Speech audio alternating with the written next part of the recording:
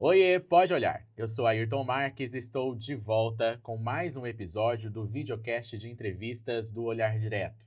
E hoje o nosso papo reto e direto é com o secretário de Segurança Pública, Coronel Roveri.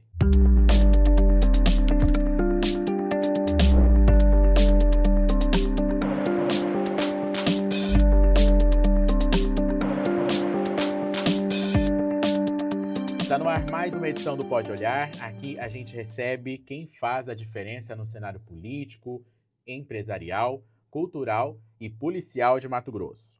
Hoje recebemos uma das principais autoridades de segurança pública do estado, coronel da Polícia Militar, bacharel em Direito, com formação em Defesa Civil e ampla experiência de comando. Nosso convidado ingressou na PM em 1998 e passou por batalhões de Cuiabá e Cáceres, além de ter chefiado o gabinete militar no primeiro mandato do governador Mauro Mendes. Atualmente está à frente da Secretaria Estadual de Segurança Pública, comandando ações estratégicas como o programa Tolerância Zero e a ampliação do Vigia mais MT. Vamos falar sobre o combate ao crime organizado, feminicídios, invasões, tecnologia e os desafios de manter a segurança no estado com dimensões continentais.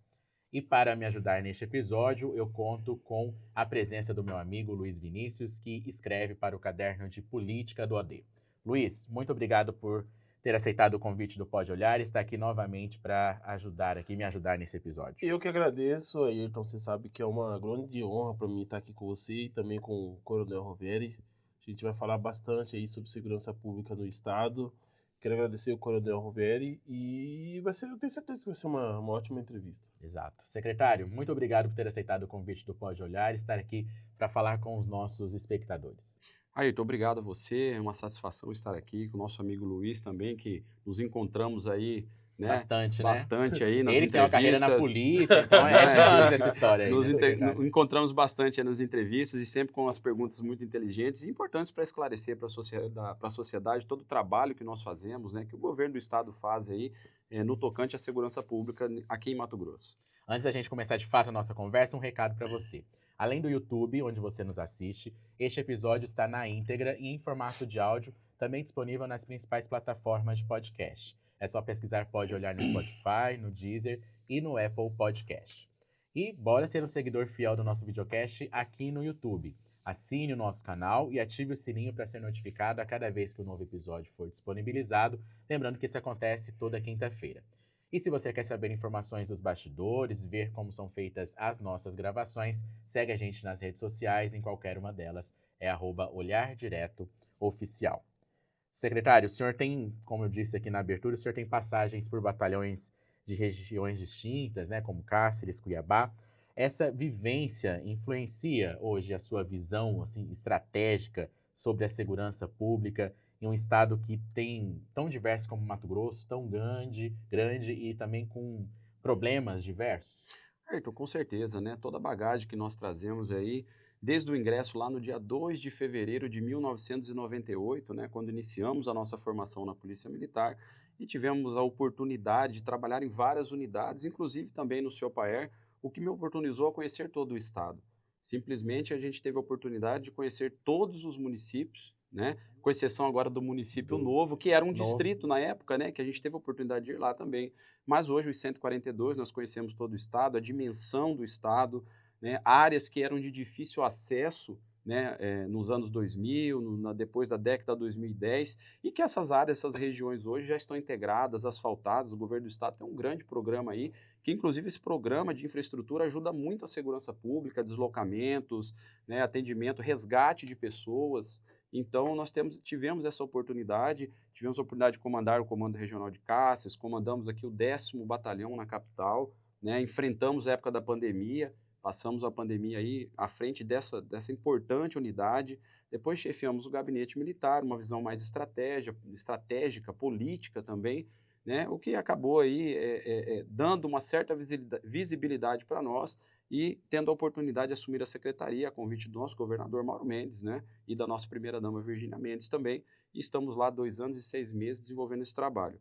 Mas, com certeza, toda essa bagagem nesses mais de 27 anos aí de vida pública na Polícia Militar, né, que trouxe para nós é uma grande experiência, uma expertise de conhecimento do Estado, de conhecimento também das necessidades de todas as regiões, e elas são diferentes. Uhum. Né? Nós temos região oeste, região norte, aí nós temos algumas regiões norte, né, que tem aqui noroeste, nordeste e a norte mesmo, que é o eixo 63. Lá na região leste nós temos aí a 158, que passa por vários municípios na região do Araguaia, e na noroeste e região oeste aqui pegando, né, nós temos ali subindo através de Juína, Aripuanã, chegando até Colniza, né, que são realidades diferentes que exigem estratégias diferentes aí para a segurança pública. Que funciona em Cuiabá não necessariamente vai funcionar para essas outras regiões, né? Sim, sim. O Mato Grosso é muito grande, né? Nós temos aí, às vezes, 2, 3 países da Europa que não dá o tamanho do Mato Grosso, né? Então, realmente, nós temos que ter uma distribuição de efetivo, nós temos hoje uma distribuição de regiões integradas de segurança pública. Nós temos aí 15 RISPs no interior, né? Então, essas RISPs nós temos lá todas as instituições, Polícia Militar, Polícia Civil, né? Temos em algumas regionais Politec, Corpo de Bombeiros. Então, isso dá para nós aí uma possibilidade, uma capilaridade de atuar nessas regiões e, obviamente, todos os comandantes, todos os componentes da Força de Segurança que estão nessas regiões, eles já estão habituados aí à característica, né, dessas regiões. Claro que tem uma política estadual, obviamente, né, nós distribuímos essa política, temos um plano estadual de segurança pública e ontem mesmo nós tivemos uma reunião com todos os dirigentes, poderes, outras instituições e órgãos, né, nós compilamos aí um novo plano estadual, em breve já estará publicado também para toda a sociedade ter acesso a esse plano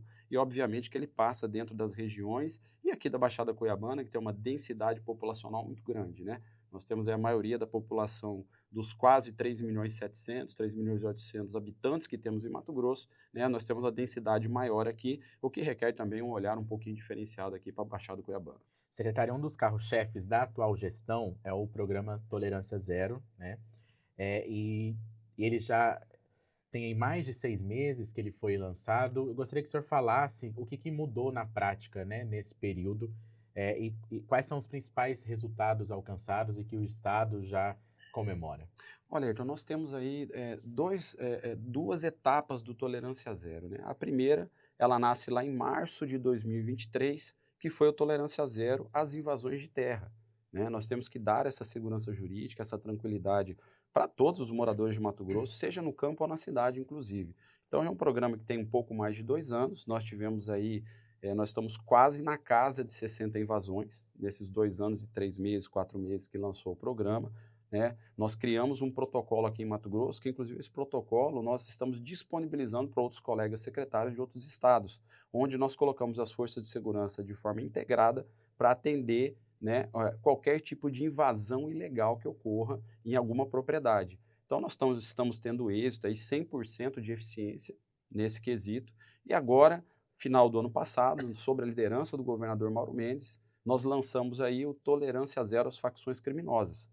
Nós temos já bons resultados, temos bons índices já que vêm diminuindo com o lançamento desse programa, uma intensificação no policiamento, uma intensificação nas investigações, uma intensificação nos resultados realmente, né? Criamos o número 181, que é o Disque Extorsão contra Facções Criminosas, e lá no lançamento nós tivemos a oportunidade de colocar também não somente essa ligação contra as facções criminosas, qualquer tipo de crime. Então, nós temos a opção 1, quando a pessoa liga, né, extorsão das facções criminosas, e a opção 2, qualquer tipo de crime que esteja acontecendo, porque é mais um canal de comunicação que o governo disponibiliza para o cidadão. Nós temos 190 da Polícia Militar, temos 193, 197, então tem vários tridígitos, vários meios de comunicação que a sociedade pode ter com a segurança pública, inclusive através do próprio site da Secretaria, isso pode ser feito de forma online também, né? Então, nós temos aí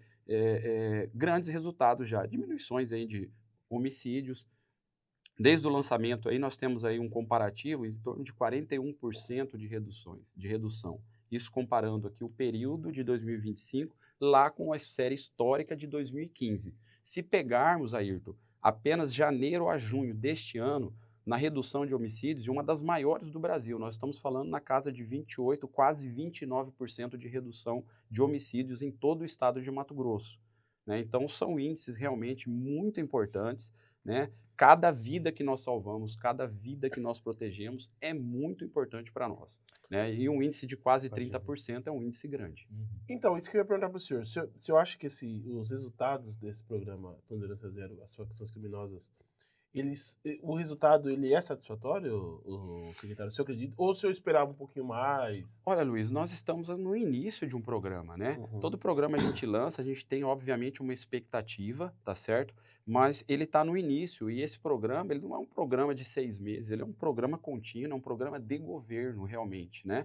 Então, nós temos a expectativa que isso vai melhorar com o tempo, né? Então, não somente em homicídios, mas temos aí roubos, latrocínio, tudo vem Apreensão de caindo drogas. realmente. A apreensão de drogas aumentou Aumenta, muito, ao invés. muito realmente. E a apreensão de drogas ela é importante, Ayrton. Por quê? Porque ela ataca diretamente o financeiro das facções criminosas, né? Realmente ela descapitaliza. Além de várias ações que a Polícia Civil tem feito e com apreensão de bens, com recuperação de ativos, né, das facções criminosas, realmente isso daí vai descapitalizando. E é uma das ações que nós temos.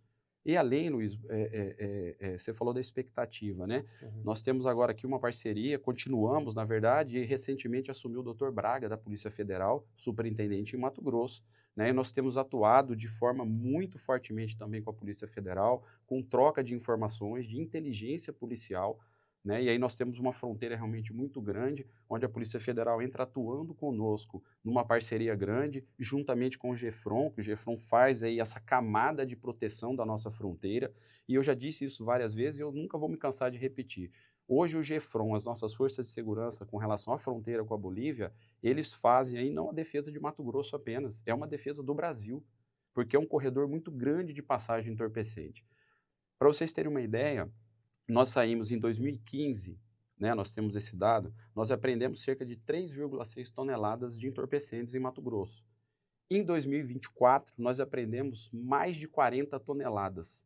Então, é um aumento muito grande, né? E se pegarmos a série histórica de 2019, quando o governador Mauro Mendes assume, até agora 2025, isso aumentou muito exponencialmente, né? Os investimentos que têm sido feitos nas forças de segurança, o grande empenho dos nossos profissionais, né, que trabalham dioturnamente, que trabalham em feriados, que trabalham em datas festivas, quando a população está descansando, obviamente é a nossa obrigação, né? E nós estamos lá trabalhando, defendendo o cidadão, defendendo a sociedade e melhorando esses índices, porque o que melhora a sensação de segurança realmente é isso, é a polícia na rua, é a Polícia Civil dando os resultados, resolvendo crimes, e aqui em Mato Grosso nós temos um dado de 2024, nós estamos na casa de 89, vírgula alguma coisa, quase 90% de redução, de solução de homicídios.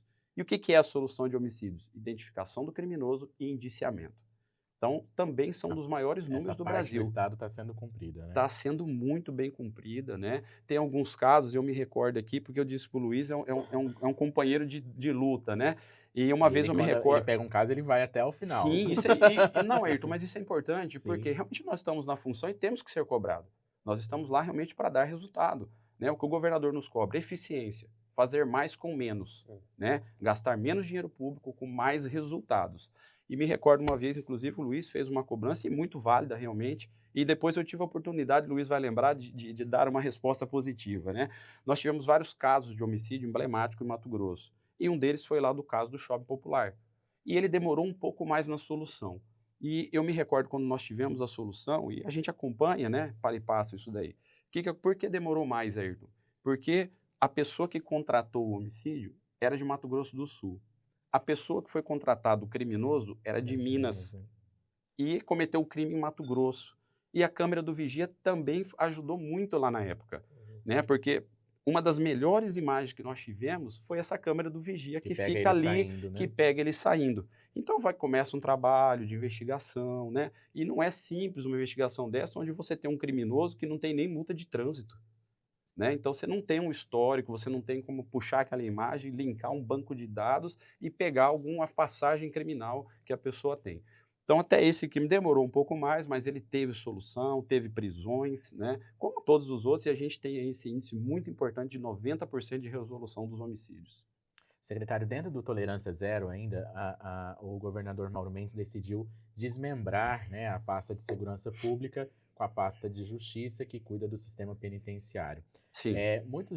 Alguns especialistas, políticos também, falam que juntar essas duas pastas lá em 2019, quando ele tomou posse, foi um erro, e isso pode sim ter sido um dos motivos para o crescimento das organizações criminosas e a atuação dessas facções, especialmente dentro das penitenciárias. Na avaliação do senhor, foi um erro e que foi necessário fazer essa correção? Olha, Ayrton, não digo que foi uma correção e também não foi um erro, porque isso já aconteceu no passado, né? E você bem disse no início do nosso podcast. Então, eu já estou com mais de 27 anos aí de trabalho na segurança pública e já vi algumas oportunidades e alguns governos passados fizeram a junção, separaram, fizeram a junção novamente e separou. Lá naquele momento foi necessário. O Estado passava por dificuldade financeira, o governador tinha que reduzir gasto da máquina pública, né? E é o mais com menos. Então, ali ele teve que fazer quase que milagre ali naquele início, aprovou lei, a Assembleia foi parceira, aprovou leis firmes que precisavam fazer o ajuste fiscal. E naquele momento houve essa necessidade, inclusive financeira, de fazer essa junção. E não foi apenas a Secretaria de Segurança, com a antiga Sejud, que tornou-se apenas uma pasta. Tiveram várias pastas que foram extintas, outras foram juntadas, né, colocadas juntas, para que o Estado pudesse ter essa recuperação fiscal.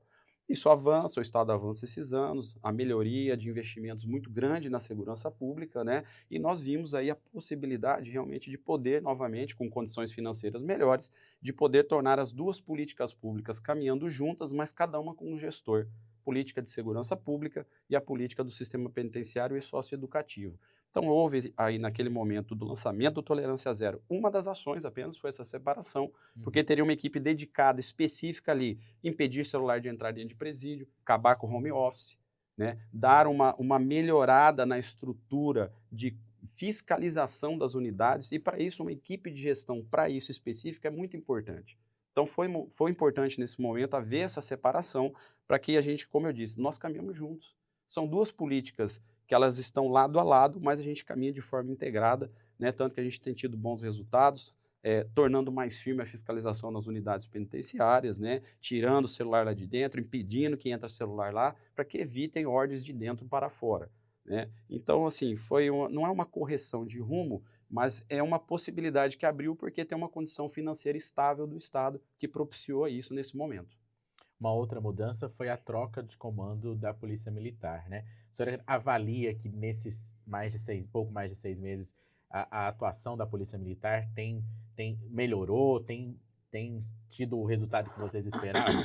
Ayrton, tem tido sim, né? Nós tivemos a mudança, o Coronel Mendes que fez o trabalho, desenvolveu um trabalho com a equipe dele, e aí houve a necessidade da mudança, há o chamamento ao Coronel Fernando. O Coronel Fernando é um homem de tropa, comandou a vida inteira e trouxe com ele a sua equipe, a capacidade, né, e o que o Estado estava precisando naquele momento, né, de realmente melhorar o policiamento ostensivo, a presença da Polícia Militar maior nas ruas, há uma mudança ali de rumo no comando da instituição e é natural, cada um tem uma marca na sua gestão, como as gestões anteriores da Secretaria tiveram a sua marca, como nós vamos deixar a nossa no nosso momento que passarmos lá. E eu sempre disse, desde o início da Secretaria, que dia 1º de janeiro de 2023, alguém me perguntou, mas o senhor assume a Secretaria e qual a marca que o senhor quer deixar na Secretaria? A grande marca que nós queremos deixar é o trabalho integrado, da integração. Integração das instituições, integração com os poderes, né? Integração com a sociedade, porque há muitas mãos e todos trabalhando com o mesmo objetivo que nós vamos conseguir melhorar a segurança no Estado, né? As facções criminosas não estão apenas em Mato Grosso, né? Isso, na verdade, começa nos grandes centros, vai alastrando para o país e, logicamente, acaba chegando aqui no nosso Estado, tá? Não é uma situação que acontece apenas aqui. Nós temos facções aqui do Brasil que já expandiram para outros países e já foram além fronteira internacional. Então, realmente, aqui nós estamos aplicando a política pública, os recursos, o governador, ele tem uma preocupação muito grande com a segurança, e os senhores veem isso nas entrevistas, os posicionamentos muito firmes do governador, né? Nós acompanhamos isso, os nossos dirigentes acompanham, né? E esse trabalho realmente é para ter um controle maior aqui no Estado, né? Então, a gente vê que Mato Grosso está fazendo o dever de casa, nós estamos, em vez de piorar, nós estamos melhorando índices, nós estamos conseguindo, mesmo diante de várias legislações frágeis, né? Todo mundo fala prende e solta, prende e solta. É verdade, prende e solta. Nós prendemos alguns criminosos várias vezes e vamos continuar fazendo o nosso trabalho, né? E a justiça não tem culpa, porque ele aplica a lei que existe. Uhum. Né? Então nós temos que ter aí alguma mudança de rumo na legislação, vai chegar em algum momento em que isso vai ter que ser atacado de frente. Porque Mato Grosso está atacando a segurança de frente. Tolerância zero com as facções, tecnologia com Vigia Mais Mato Grosso, melhoria das instituições, aquisição de equipamentos, viatura, armamento, treinamento das nossas equipes. Né? Então o governo tem feito o seu papel, a Secretaria de Segurança tem feito o seu papel, dando condições para que todas as instituições possam desenvolver as suas especialidades, cada um no seu qual, né? E tivemos algumas mudanças de rumo, e as mudanças são necessárias. O Coronel Gledson assume o Corpo de Bombeiros, está desenvolvendo um grande trabalho no Corpo de Bombeiros. A doutora Daniela Maidel foi renovada por mais 2 anos, porque vinha fazendo um excelente trabalho. Né? Na Politec tivemos a assunção do Jaime Trevisan, e já abrimos algumas unidades, ingressou mais um pouco de efetivo na Politec, melhoria, principalmente a Politec nos equipamentos, perícias, DNA, centro de balística. Nós temos um centro de balística, Luiz, aqui, um dos mais modernos do Brasil e integrado no Sistema Nacional. O que significa se uma arma der positivo aqui no Mato Grosso, nós jogamos o Banco Nacional para ver se ela deu positivo em algum outro local, para a gente fazer essa integração. E a mesma coisa no banco de DNA. Então, o Mato Grosso está muito avançado na polícia científica, na polícia militar, na civil, Corpo de Bombeiros. Então, como eu disse, esse investimento que o governo faz é o que está propiciando para que os nossos servidores realmente tenham condições de desenvolver o seu trabalho. O senhor falou aí, uma questão da legislação ser mais dura aí, também você tem aquela questão popular, prende e solta, né? Às vezes Sim. o policial ele prende e às vezes o cara que foi preso saiu primeiro que o policial da delegacia.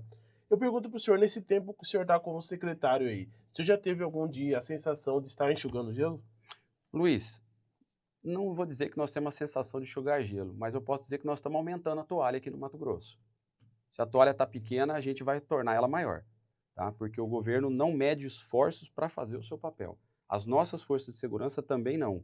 Como eu disse, existe o prende e solta? Existe, isso é normal, toda a sociedade sabe, né? Mas como eu disse, não é culpa do judiciário, não é culpa do policial, não é culpa das forças de segurança. Nós temos que desenvolver políticas que deem condições de apresentar um inquérito bem feito, um flagrante bem feito, para que a justiça possa sim condenar e manter aquele cidadão que cometeu um crime mais tempo no sistema. É muito burocrático prender aqui no Brasil, secretário?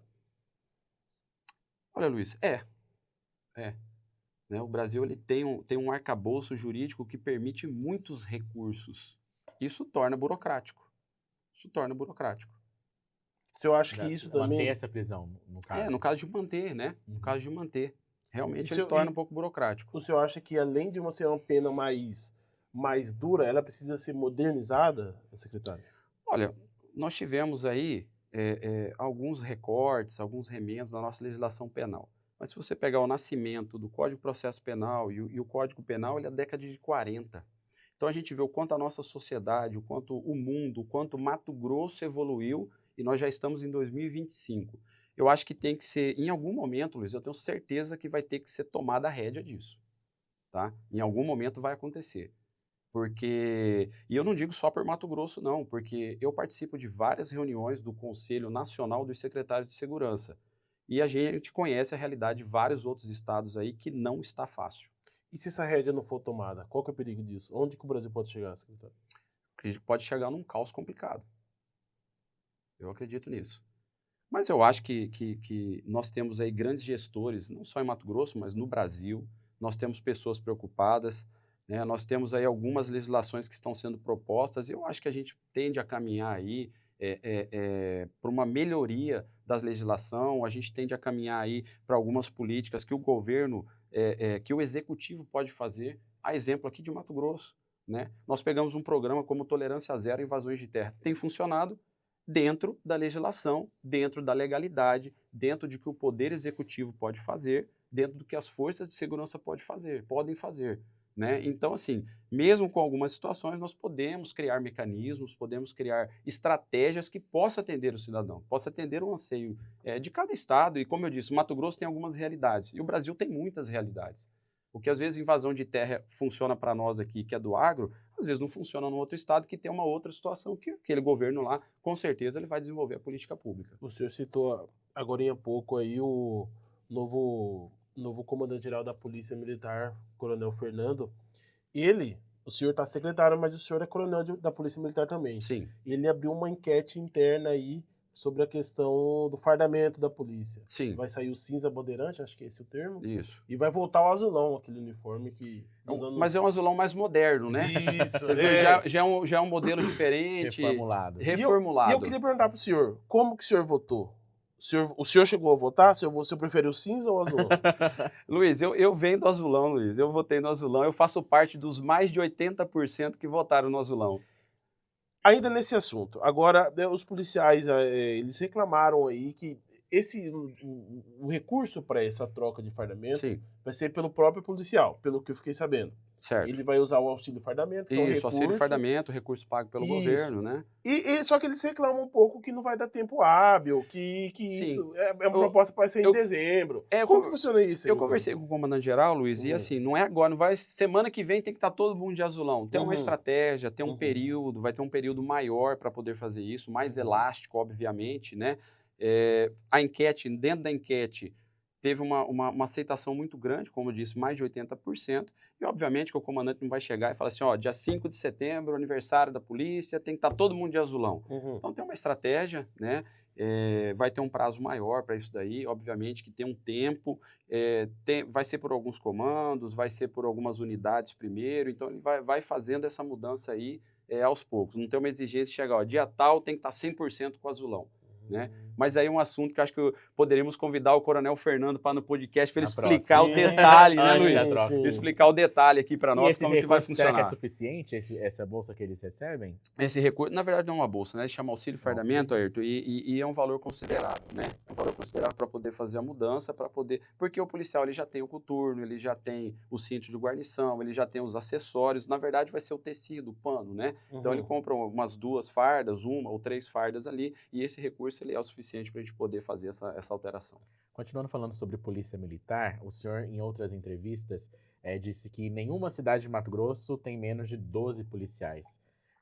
Perfeito. Eu gostaria que o senhor explicasse como garantir, né, a presença e a eficiência do policiamento, principalmente em áreas rurais e de difícil acesso.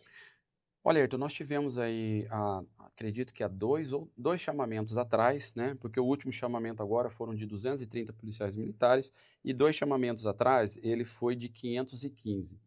E me recordo que despachei com o governador Mauro Mendes e ele falou, velho, nós temos aí municípios com 3 ou 4 policiais, não temos? Eu falei, tem, governo, infelizmente temos. Falou, vamos traçar uma estratégia para corrigir isso? Por que eu digo que o governador lidera a questão da segurança pública? Porque ele preocupa, Luiz, com o detalhe.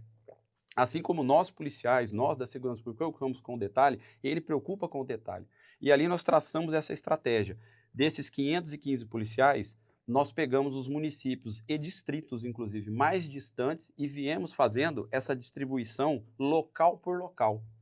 Né? Ao final desse despacho com o governador, ele assina essas fichas, assina essas folhas, né? E falou, quando o pessoal formar, você me apresenta de novo, eu quero conferir outra vez. E assim foi feito. Né? Então, assim nós fizemos essa distribuição. Tem um exemplo de Brianorte. Brianorte, que é um distrito, ele tinha 3 policiais. Como é que você garante uma escala, um atendimento? Como é que você garante que esse policial tenha o descanso devido para ele também poder fazer o seu trabalho?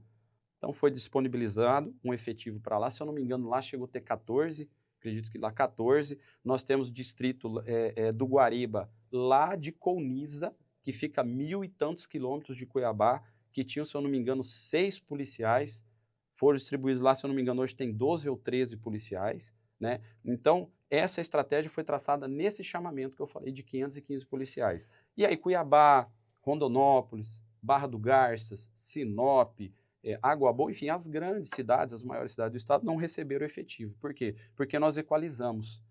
Então, quando eu pego uma regional igual Sinop, então não mandei efetivo para lá, ok. Só que tiveram alguns municípios do distrito de lá que tinham 3 ou 4 ou 5 policiais que estão com mais policiais. O que isso impacta no interior, Luiz? Isso impacta o seguinte, eu não preciso tirar o policial da regional para reforçar o menor. Então, quando eu tenho uma grande festa, um grande evento numa cidade maior dessa, o que acontece? Às vezes a gente pega o reforço do pequeno para reforçar o grande, eu não preciso mais nem mandar da capital. Então, realmente, você tem um fortalecimento na rede de segurança estadual, né? Então, nós não temos mais uma cidade ou um distrito totalmente frágil que pode ir lá ser invadido, pode ir lá algum criminoso ir lá e fazer qualquer tipo de ação de fazer a cidade refém, né? Porque tem 2 ou 3, né? A gente falando de efetivo, principalmente da Polícia Militar, queria que o senhor falasse pra gente qual que é o efetivo hoje e qual que é o efetivo ideal. Luiz, hoje tem 7.156 ou 158, alguma coisa nesse sentido. Foi o último dado que eu recebi um período atrás, né? Então, nós estamos aí com mais de 7.100 homens e mulheres na Polícia Militar. Né? Nós temos um previsto um pouco maior, tá certo? Eu já disse isso em outras entrevistas, em outras oportunidades. O Estado ele tem que fazer contratações? Sim, mas ele tem que observar um binômio lá da necessidade e possibilidade. Sim. Existe a necessidade? Obviamente, nós temos necessidade. Não é só na segurança, né? E não é só aqui em Mato Grosso, e não é só em Cuiabá, e não é... Então, vários locais nós temos essa necessidade. E a possibilidade do Estado fazer isso? Então, a gente tem que analisar. Tem um estudo técnico da Secretaria, passa pelo planejamento na CEPLAG e passa também por um planejamento da própria Cefaz de capacidade de adquirir novas despesas, né? Então, quando eu contrato um servidor, eu não contrato servidor para um mês ou para um ano. Na nossa carreira, nas nossas carreiras da segurança pública, são 35 anos de serviço, mais um período de longos anos de aposentadoria. Então, todo esse impacto ele é feito. Então, quando eu chamo 200, 300 ou 515, que foi só na Polícia Militar, isso tem um certo impacto na segurança pública e nos cofres do Estado muito grande, né? Se nós pegarmos de 2019 para cá, o governo Mauro Mendes já chamou mais de 3.000 servidores da segurança pública, né? Então, é um número considerável. Nós comparamos isso com alguns chamamentos para trás e a gente vê que nós estamos num número razoavelmente bom de chamamento. Gente, razoavelmente bom. Isso pode ser melhor? Claro que pode, Luiz, mas nós temos que analisar isso. Esse ano nós já chamamos mais policiais militares, mais policiais civis, mais bombeiros militares, mais servidores da Politec. Obviamente que virando 2026 nós faremos esse estudo novamente e veremos a possibilidade de chamar mais servidores, como temos feito. 24 fizemos, 23 fizemos. Então, os 2 anos, eu posso dizer, os 2 anos que a nossa gestão está lá na Secretaria de Segurança, nós chamamos muitos servidores. O número ideal? Você falou 7.000. 7.000. Isso. O número ideal está beirando aí na casa de quase, em torno de 12.000 policiais militares. Esse número de existente, claro, ele tem no Brasil todo, Luiz. Se você for no estado de São Paulo, que tem em torno de 100.000 homens, um pouco menos, um pouco mais, eles têm o previsto e tem o claro também. Sim, sim. Esse claro é feito de várias estimativas, tá certo? Então, como Tem que você... LRF também, que não pode ultrapassar, né? Não pode ultrapassar, você tem a lei de responsabilidade fiscal, que entra dentro do que eu falei, da necessidade e possibilidade. Essa possibilidade, ela é de o Estado se endividar, não é se endividar, vamos dizer, deixa eu colocar o termo correto, é do Estado ter a capacidade de pagar o servidor sem infringir a lei de responsabilidade fiscal e sem infringir, Luiz, a possibilidade do Estado ter dinheiro para investir em todas as áreas. Porque tem saúde, tem educação, tem social, né? Tem uma série de secretarias, uma série de áreas que o governo tem que fazer investimentos para garantir uma vida melhor, para melhorar o IDH do cidadão que mora aqui no Estado. Secretário, é comum, vamos mudar de assunto um Sim, pouquinho, sim, rápido, sim. Luiz. É comum a gente da imprensa, né, noticiar mortes de suspeitos durante supostos confrontos com policiais. Recentemente a gente teve aí até a morte de 2 jovens aqui no Cinturão Verde, em Cuiabá. Na avaliação do senhor, essas mortes acontecem porque os bandidos estão mais audaciosos e mais armados, ou porque há uma política de extermínio dentro da segurança pública de Mato Grosso? Em Mato Grosso não existe política de extermínio, tá? Não existe política, nem política, não existe esse tipo de ação, né? Por que ocorre morte em confronto? Porque a polícia é recebida a tiros. Polícia é recebida a tiros. Vamos falar o linguajar popular, né? Que chega lá e recebe a polícia na bala, meu amigo. Então é o seguinte, as forças de segurança estão preparadas. Estão armadas, estão equipadas, estão treinadas. Se você atirar na polícia militar, se você atirar na polícia civil, as nossas forças de segurança vão responder à altura. Simplesmente assim. Por quê? Quando o policial ele responde à altura, ele, além dele defender a própria vida, ele está defendendo a nossa vida. Ele está defendendo a sociedade. Para nós estarmos aqui hoje, Ayrton, para eu estar aqui hoje, alguém está cuidando da minha família, da sua família, das nossas famílias lá fora. Então, se o criminoso, aqui no estado de Mato Grosso, for enfrentar a polícia na bala, ele vai receber o mesmo tratamento que ele está recebendo naquele momento da ocorrência. Mas aqui no estado, ô secretário, a gente tem aí uma investigação do GAI, como do Ministério Público, até da própria Polícia Civil, apontando aí um grupo de extermínio dentro da Polícia Militar. Como que está funcionando isso? A Corregedoria está em cima? Tem resultado? Esses policiais podem ser expulsos, coronel? Luiz, tem uma investigação, alguns casos antigos, isso está na Justiça. A Justiça vai ter que dar a resposta para nós se é isso exatamente ou não. Né? Eu não conheço dentro do processo para emitir uma opinião acerca disso, até porque não tem uma sentença judicial ainda. Uhum. E recentemente tivemos um caso que um policial na folga, junto com outro camarada, matou o advogado Nery. Uhum. Ele foi preso, está respondendo, por isso que eu digo, não existe isso. E eu sempre falei, independente de ser servidor público, da segurança pública ou de qualquer área, ou não ser servidor público, a nossa política de tolerância zero é para qualquer tipo de crime. E está sendo apurada, e a prova disso é que nós levamos à barra da justiça. Foi preso, está respondendo pelo crime e vai pagar pelo crime que cometeu. O senhor citou o caso do Dr. Renato Nery, Isso. que vai fazer 1 ano daqui a algumas semanas, e eu queria perguntar para o senhor se, além desse policial, alguns outros foram denunciados. O Ministério Público ofereceu denúncia contra eles. Se isso, de qualquer forma, de alguma forma, mancha a instituição Polícia Militar, que recado que o senhor pode passar para a sociedade? Se o senhor considera esses policiais uma espécie de laranja podre dentro da instituição? Luiz, nós temos, como eu disse agora há pouco, 7.156 ou 105, mais de 7 mil homens e mulheres na Polícia Militar. Uhum. Nós temos uma pessoa presa por esse crime. Isso, eu já falei em uma outra entrevista, ele dá 0,0 nada por cento em relação aos 7 mil. Tenho certeza que não mancha. Nós temos grandes homens e mulheres, não só na Polícia Militar, mas em todas as forças de segurança, e como eu disse, que saem dioturnamente para defender o cidadão, para apresentar índices melhores, para realmente dar essa sensação de segurança para a sociedade, né? Tem os nossos programas que nós fazemos, e quem toca os programas, Luiz? São os nossos profissionais. Os nossos profissionais que tocam o Tolerância Zero Invasão de Terra, que toca o Vigia Mais Mato Grosso, que já tem 13.800 câmeras instaladas em 128 municípios, quase a totalidade dos 142 municípios, né? Que toca aí o Tolerância Zero às facções criminosas. O número 181, Luiz, no primeiro mês nós recebemos 400 ligações com denúncias. No primeiro mês, 400 ligações. De extorsão, de tentativa de extorsão. Sim. Vamos falar um pouquinho da legalidade da pessoa que faz o contato conosco e nos passa informações no sigilo, na reserva, sem identificação, nem do número da pessoa que liga. Isso vale como prova? Não, não vale como prova. Mas então o que adianta isso? Adianta muito, porque nós temos investigações em curso que essas informações fecham elos para a gente poder finalizar certas investigações. E aí sim, com provas, com robustez dentro dos inquéritos, com investigação. E antes do primeiro mês do Disque Extorsão 181, nós lançamos 2 operações. Uma pela Polícia Judiciária Civil e no mesmo dia uma outra pelo GAECO, em parceria com 400 policiais militares, contra extorsão de água e gás. Né? Eu acredito que você lembra disso daí. E isso eram investigações que já existiam e que as ligações que a sociedade colaborou conosco fecharam o elo que precisava de algumas informações para fechar a investigação, para que a gente pudesse, sim, ter as autorizações judiciais de prisões, de busca e apreensões. E quando a justiça concede à polícia para fazer uma busca, apreensão ou prisão, é porque tem muitos elementos. Né? Tem muitos elementos. Vou retornar um pouco, fala de enxugar gelo, prende e solta, mas enfim, para quando a gente for fazer alguma prisão com mandado, tem que ter robustez para o juiz, para a juíza, para os magistrados, ter a tranquilidade de conceder uma ordem.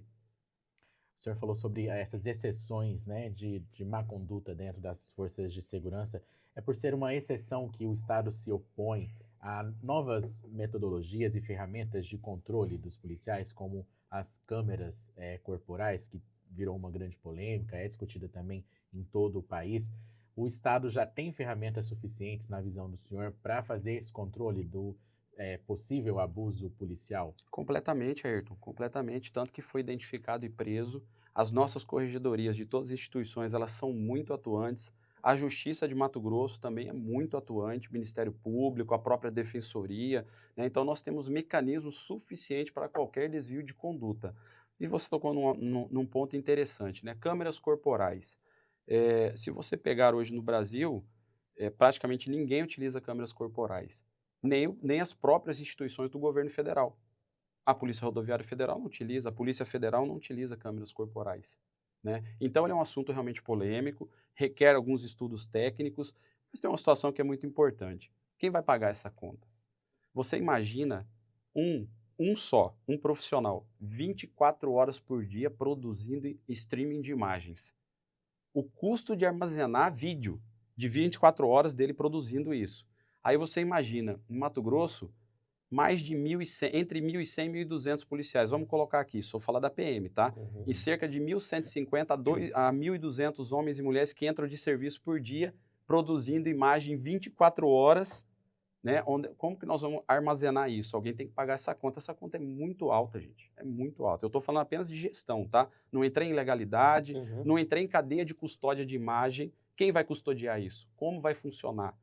Né? Então, ainda nem entramos nessa parte. E tem que adquirir ainda o equipamento. Esse equipamento vai ser comprado ou vai ser locado? O locado é muito mais caro. O comprado também tem um custo alto. E o sistema, o software que vai rodar tudo isso? Por que eu estou dizendo essas nuances? Porque assim, o governo federal ele quis impor isso para os estados, mas ele, por causa do custo, não conseguiu fazer nas suas próprias instituições. O projeto do deputado Wilson Santos prevê ficar armazenado até 90 dias. Os Estados Unidos também, eles usam também lá essa medida. Certo. Você não acha que isso poderia auxiliar, até seria um motivo de segurança para o próprio policial, em casos de confronto ou em que uma pessoa fala que foi abuso policial? Você não acha isso, secretário? Olha, Luiz, é muito interessante essa colocação dos Estados Unidos, por quê? Porque lá nós temos uma legislação diferente, cadeia de custódia das imagens são diferentes, o tratamento que um servidor da segurança pública dos Estados Unidos recebe é diferente. Se você atentar contra a vida de um policial lá, a pena é altíssima. Se você agredir um servidor público da segurança pública, você tem uma multa altíssima. Então, olha a diferença. Nós tivemos a ocorrência que você falou ontem, Ayrton, lá no Cinturão Verde, que a polícia foi recebida a tiro, acabou tendo confronto, tendo óbito. Na sequência, você lembra o que aconteceu? Algumas pessoas foram para cima, tem policial machucado, tomou pedrada, paulada, né? Então a polícia teve que utilizar equipamentos não letais. Olha a diferença da ação, Luiz. Uma ação que foi recebida a tiro, a polícia revidou a altura. Uma ação que foi usada arma não letal contra a polícia usou também arma não letal. Né? Então você vê o uso progressivo e o uso correto da força policial. Né? Então, só para voltar ali para a gente não perder a resposta, então os Estados Unidos é muito diferente do Brasil, né? A legislação é muito diferente, até a forma de atuação por causa da lei americana é muito diferente da brasileira. Né? Então, eu acredito que essa discussão das câmeras corporais, ela vai se estender um pouco ainda, dentro de tudo isso que nós conversamos, mas um detalhe muito importante, quem vai pagar essa conta? E ela é muito alta. Secretário, um outro assunto que tem gerado preocupação da nossa sociedade é em relação ao número de mulheres que estão sendo assassinadas em Mato Grosso. Junho terminou aí com 10 mulheres vítimas de feminicídio e na metade do ano que a gente já passou, né, o Estado já contabiliza aí 34 vítimas. O que a Secretaria tem feito para enfrentar esse tipo de violência e proteger as mulheres, passar essa sensação de segurança também? Ayrton, nós temos aí grandes ações sendo feitas pela segurança pública e pelo governo do Estado. Porque o crime de feminicídio, além de ser um crime covarde, porque ele é cometido pelo criminoso, que pega a mulher, inclusive, à traição. Entra no local de trabalho e atira a traição, atropela pelas costas, esfaqueia pelas costas, né? Pega a mulher no momento fragilizado e, na covardia, assassina a mulher. Nós temos uma lei federal que passou pela senadora Margarete Busetti, que foi autora, inclusive, majorando para 40 anos o feminicídio. A progressão de regime com 55%, isso dá pelo menos 22 anos de pena fechada, é uma pena duríssima, e eu acho que as pessoas ainda não se atentaram a isso, e ainda continuam cometendo crime de feminicídio. Nós temos aí dado treinamento de acolhimento da mulher, dado treinamento para a recepção da mulher vítima de violência, porque a violência ela começa e ela vai às vezes aumentando, então a gente tem que interromper essa cadeia de violência. Nós tivemos ano passado, liderado pela primeira-dama Virgínia Mendes, treinamento de todas as regiões integradas de segurança pública, de todos os profissionais. Então a gente deslocava, a exemplo, a regional lá de Alta Floresta. Todos os municípios que pertencem àquela regional deslocaram para Alta Floresta, PM, bombeiro, Polícia Civil, Politec, recebendo treinamento de acolhimento, identificação de uma vítima. Muitas vezes a vítima ela não entra só pela polícia militar ou pela polícia civil, às vezes ela liga até para o corpo de bombeiros, por medo, às vezes por vergonha, por algum motivo, ela chama o corpo de bombeiros e os nossos profissionais estão treinados a olhar para aquela mulher de forma preliminar, obviamente, e identificar e acionar toda a rede de proteção, né? Então nós fizemos esse treinamento, o governo tem o Ser Família Mulher, para tirar a mulher desse ciclo de violência, dando para ela uma condição de morar em outro local, dando uma condição dela ter um treinamento do Ser Família Capacita, que dá algumas oportunidades de profissão para ela ter a independência financeira, né? Nós estamos falando das mulheres que não têm essa condição, então o Estado propicia isso.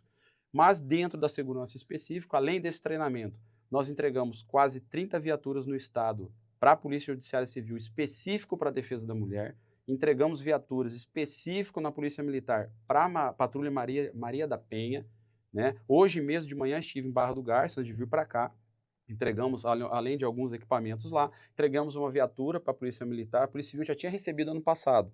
Específico por quê? Porque não é uma viatura que disputa com o serviço normal. Ela fica específica para esse trabalho, para a defesa da mulher. E em Barra do Garça ainda não tinha, entregamos lá uma específica para Maria da Penha, entregamos também lá em parceria, inclusive com a Polícia Judiciária Civil, um tablet que vai servir para auxiliar também, né, no atendimento, no cadastro, no acompanhamento dessas mulheres vítimas de violência. Tá? Então nós temos aí a Sala da Mulher. Nós temos aqui o plantão 24 horas da mulher, temos a Sala da Mulher 24 horas em Rondonópolis e em mais de 20, quase 30 delegacias no estado nós também temos Sala da Mulher. Então nós estamos fazendo uma expansão da rede de proteção, né? Uma das reclamações, secretário, a gente sabe que, por exemplo, o crime de feminicídio geralmente ele é cometido dentro da casa do casal ali, né? E aí fica Exatamente. complicado. Mas a principal reclamação das mulheres é que elas denunciam, registram boletim de ocorrência, botando o pânico, e o cara continua ali, rondando ela. Como que a segurança pública pode impedir que, por exemplo, a mulher possa ter confiança? Se ela denunciar, o cara vai dar um tempo. Como que fazer isso, secretário? Justamente através desses programas, do Programa Maria da Penha, que vai lá, que visita, que acompanha a mulher, as próprias delegacias da mulher com a medida protetiva, né, fazendo também a Polícia Civil esse acompanhamento das mulheres que fazem denúncia.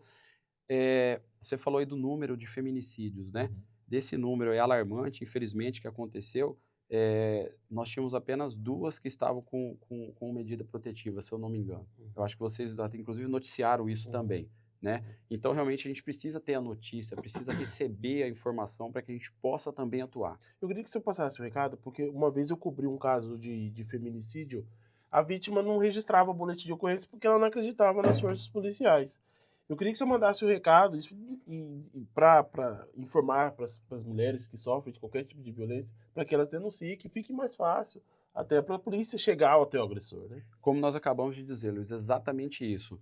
Pode fazer a denúncia através da Polícia Civil, pode fazer a denúncia através do 190. Na minha cidade eu não tenho delegacia da mulher, não tem problema nenhum. Liga no 190, os nossos profissionais, como eu disse agora há pouco, receberam esse treinamento no ano de 2024 em parceria com o Social, com a primeira-dama Virgínia Mendes, né? Pode fazer a denúncia no 181. Lembra que eu falei? Disque extorsão, item 1, facções criminosas, item 2, qualquer tipo de crime. Né? Nós temos aí, estamos aumentando as ferramentas para que a sociedade e as mulheres, inclusive, possam fazer a denúncia. Né? Então, nós estamos melhorando esse canal. Todos os nossos profissionais estão preparados para fazer o acolhimento. Para a mulher não ser, Luiz, revitimizada, né, inclusive no atendimento. Né? Então, precisávamos passar essa expertise para os nossos profissionais. E hoje, Mato Grosso, de forma inédita, né, a gente, como eu disse para você, nós conversamos aí com vários estados, com vários secretários, e uma das providências que nós adotamos aqui em Mato Grosso, que é a Sala Lilás da Mulher na Politec, para que ela vá lá fazer o seu exame de perícia e não fique às vezes até podendo se chocar ali com o agressor. Então tem a Sala Lilás. Sabe quem copiou a Sala Lilás de Mato Grosso? O estado de São Paulo. Nós tivemos uma visita lá para o secretário Derrite e a chefe da Politec lá de São Paulo falou, olha, eu vi o trabalho de vocês, a Sala Lilás da Mulher na Politec, no estado de Mato Grosso, e nós puxamos essa ideia também para o estado de São Paulo.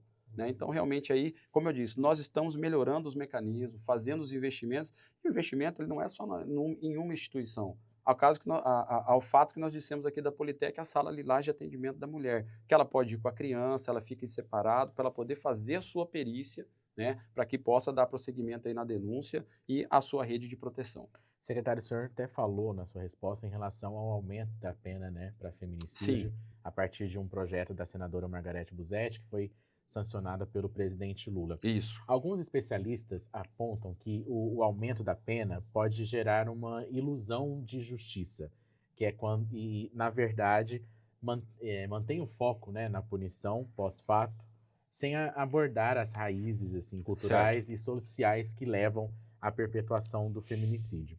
O senhor concorda que o sistema penal que prioriza a punição seja a solução para o feminicídio e para outros crimes bárbaros mesmo? Olha, ajuda muito, Ayrton, porque você vê uma pessoa que comete um feminicídio e sai, a tendência dele cometer outro feminicídio é muito grande.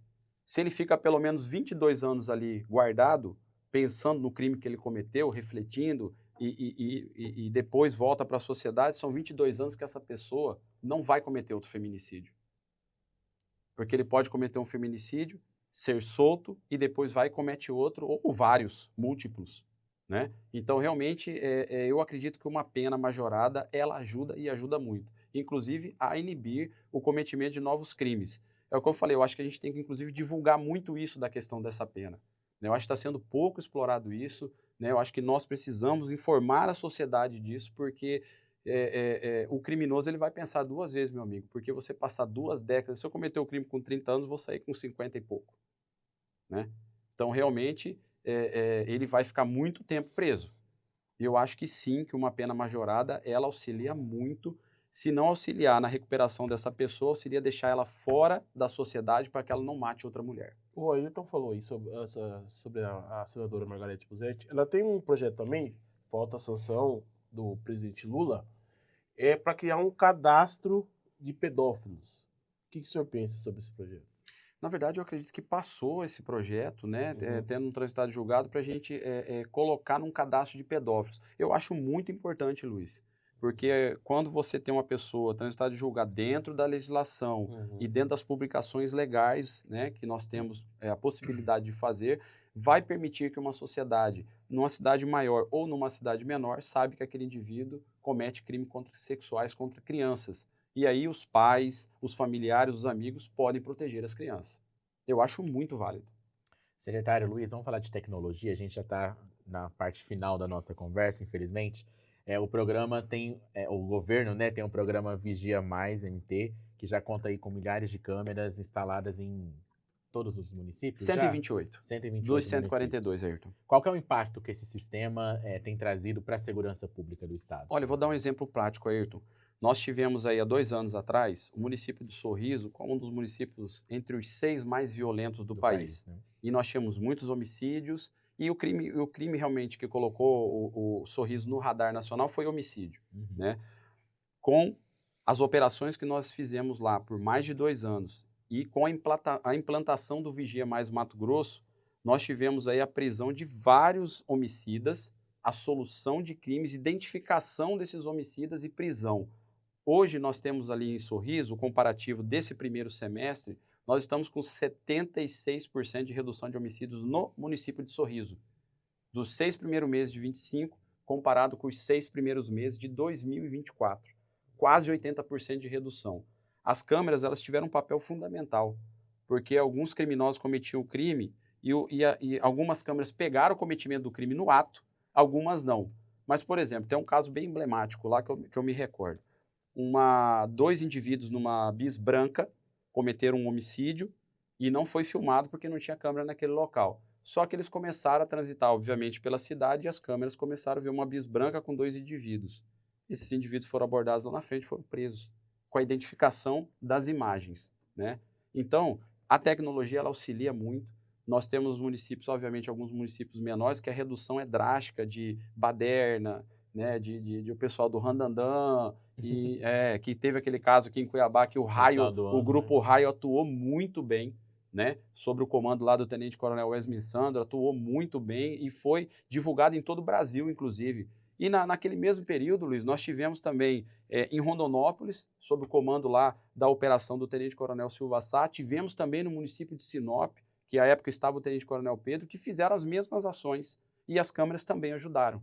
Né? Então a tecnologia ela ajuda na prevenção de crimes e também auxilia na elucidação de crimes, e não só de homicídio, Ayrton. Às vezes você tem acidente de trânsito, Que ajuda, né? né, que ajuda no acidente de trânsito. Nós tivemos, como em Alto Paraguai, as câmeras do Vigia. Alto Paraguai foi um dos primeiros municípios a instalar. Um município pequeno, instalou as câmeras e nós tivemos uma enchente. E nós acompanhamos a evolução da enchente através das câmeras do Vigia, que serviu para a nossa defesa civil. Serviu para nós mandarmos rapidamente recurso de apoio. Aqui de Cuiabá nós conseguimos verificar isso. O prefeito Adair, da época, entrou em contato conosco e falou: está acontecendo isso no município, preciso de ajuda, a Defesa Civil foi ajudar e as câmeras do Vigia também ajudaram, inclusive, na questão de Defesa Civil, que foi também utilizado no município de Rio Branco, quando houve aquela enchente aqui em Rio Branco, agora, acredito que pouco tempo atrás também, foi final do ano passado, se eu não me engano. Ô, secretário, eu quero fazer uma pergunta para o senhor. Na semana passada, teve um caso que chamou muita atenção aqui a nível nacional. Um adolescente matou os pais e eu acho que o irmão também. E ele conversava com uma namorada aqui de Mato Grosso, uma adolescente também, onde ela ensinava e mostrava como ele deveria matar, como e o dia e tal. Queria que o senhor falasse como que foi essa interligação com a polícia do Rio de Janeiro, e foi um crime cruel, né, secretário? Com certeza, você ter um adolescente que mata os pais, isso é um crime, é um absurdo isso daí, né? Teve a participação de uma pessoa aqui do estado, que passou as coordenadas, como você falou.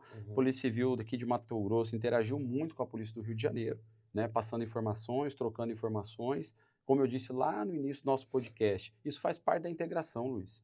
Nós temos integração de operações com vários estados. E tudo que Mato Grosso pôde colaborar com o Rio de Janeiro, nós disponibilizamos tudo que nós tínhamos de informação aqui para que eles pudessem dar andamento e solução no crime lá no Rio de Janeiro. Secretário, dentro do União Brasil, há uma discussão entre os deputados federais sobre um rodízio, né? Coronel Assis, hoje está a Gisela Simona, no lugar do secretário da Casa Civil, Fábio Garcia. E aí, nos bastidores, surgiu aí a possibilidade, os rumores, de que o Coronel Assis toparia fazer esse rodízio, abrir um espaço no seu mandato, caso ele assumisse uma secretaria no Estado. O senhor chegou a tomar algum conhecimento sobre algum interesse do deputado Coronel Assis no comando da CESP? O governador chegou a conversar com o senhor sobre isso? E o senhor teme ter que deixar a pasta, o comando da pasta, para algum arranjo político? Olha, Ayrton, essa questão política aí ela não é discutida conosco, né? O governador, quando nos chama para assumir a Secretaria de Segurança, ele nos dá as diretrizes do que ele gostaria que acontecesse na pasta da segurança, né? E alguns direcionamentos, obviamente que isso vai evoluindo ao longo desses 2 anos e 6 meses. Um arranjo político, rearranjo, é uma questão mais do partido, com o governador, com a Casa Civil, né? Eu não sei qual o acordo que ele fez na época da eleição, se fez, se não fez, né? Eu não participei disso, né? Como eu disse, eu tenho mais de 27 anos na segurança pública e o que nós sabemos fazer é trabalhar, né? Nós não ficamos de conversa fiada, não ficamos aí de fofoquinha, e o que a gente faz realmente aí é trabalhar todos os dias para defender o cidadão de Mato Grosso e, obviamente, cumprindo as diretrizes do governo, nosso plano estadual de segurança pública e o cargo é do chefe. O chefe me convidou e eu falei: governador, enquanto tiver a confiança do senhor, tiver a confiança da nossa população, nós vamos estar lá desenvolvendo o nosso trabalho. O senhor vai se filiar no União Brasil? Eu sou militar não pode filiar em partido político. Sim, mas tem como, né, secretário? Dá para um fazer. período que permite, exatamente. né? Eu queria ver que se o senhor o governador já abriu as portas para o senhor aí do partido, já conversou com o senhor, ou o senhor prometeu para ele que ia pensar, porque o que se fala nos bastidores é que alguns colegas do senhor secretário já está aí em pré-campanha aí. Eu acho que se o senhor quiser mesmo esse projeto, eu acho que o senhor tem que acelerar a pré-campanha do senhor, né, secretário? Não, nós não tivemos conversa política com o governador, nem com o partido, né? O que nós temos a ligação mais forte que nós temos com o partido do União Brasil, que o número é 44, é que o prédio da secretaria foi inaugurada em 1981 e nós conseguimos fazer uma grande reforma, dando melhores condições para os servidores. E 44 anos depois, exatamente o número do União Brasil, nós vamos inaugurar uma nova sede, né? Vamos inaugurar uma sede revitalizada, né? Eu até falei essa brincadeira, esse trocadilho do 44, porque coincidiu, né, de serem 44 anos aí que o prédio foi feito e agora passou por uma grande reforma, uma grande revolução. Mas, objetivamente, nós não tivemos essa conversa com o governador. Como eu disse, eu repito novamente, nós estamos ali de forma técnica desenvolvendo o trabalho, né? As nossas forças de segurança estão trabalhando muito e o que a gente tem para entregar aí para todo mundo aí realmente é o nosso empenho, é o nosso profissionalismo.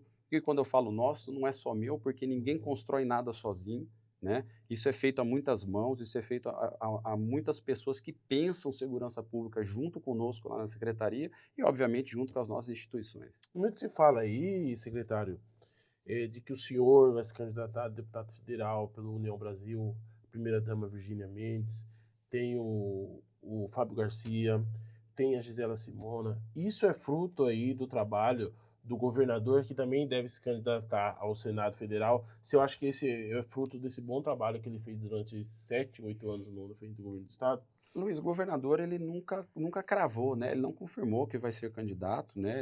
Eu acompanho muito as falas do governador inclusive, a última fala ontem, que ele fez uma fala muito contundente sobre segurança pública, mas é claro que o trabalho que o governador vem fazendo com toda a equipe do governo do Estado credencia o governador a qualquer pleito político, né? Nós tivemos recentemente uma pesquisa com mais de 87% de aprovação do trabalho que o governo vem fazendo, né? Que o governador Mauro Mendes vem fazendo. E essa decisão, o governador mesmo já disse que vai tomar ano que vem lá, e algumas falas sobre a gente, sobre possível candidatura ou não, muito se especula no meio político, né? Isso é natural, quando a gente vem trabalhando, desenvolvendo um bom trabalho, é natural que tenha algum tipo de especulação, mas concretamente nunca conversei sobre isso com o governador, nunca conversamos com o partido União Brasil ou com qualquer outro partido sobre essa situação de qualquer questão política. E pessoalmente, o senhor já conversou? Que o senhor tem esse desejo de, em algum momento... Rovério com Rovério. Tem algum... Olha, Põe isso deita, põe a cabeça no travesseiro. Ou no espelho.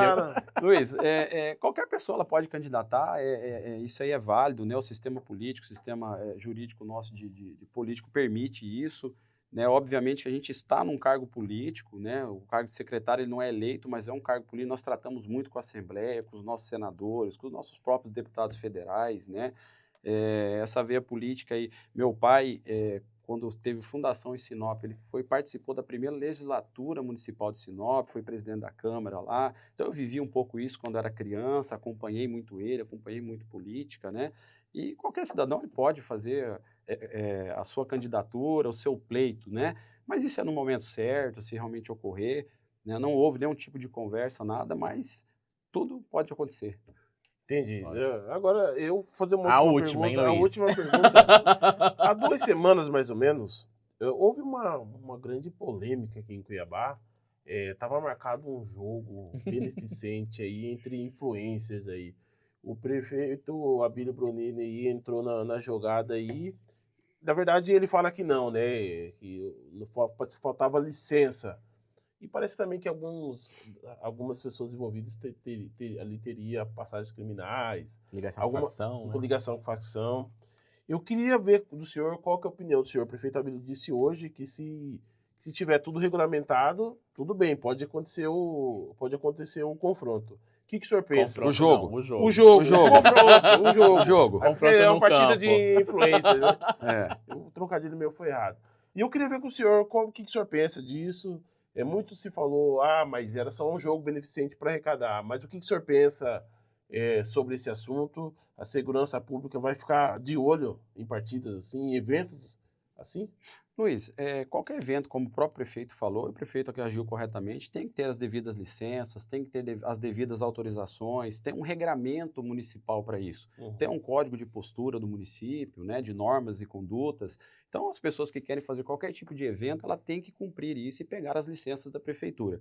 A segurança pública, obviamente, que vai acompanhar qualquer pedido da prefeitura que vá em algum evento que não tenha as devidas autorizações, né? Quantas vezes nós formos solicitados, acionados pelo Poder Municipal, nós estaremos lá apoiando o Poder Municipal, como temos feito nas operações sonoras, como temos feito aí várias operações em parceria com a Prefeitura, né? O prefeito Abílio entrou, tem uma parceria muito forte com a Segurança Pública, o próprio Governo do Estado, né? Nós estamos trabalhando lá para levar o Vigia Mais Mato Grosso para Cuiabá, o que não teve na gestão passada e agora está acontecendo com a nova gestão de Cuiabá, né? E a Segurança Pública ela é parceira.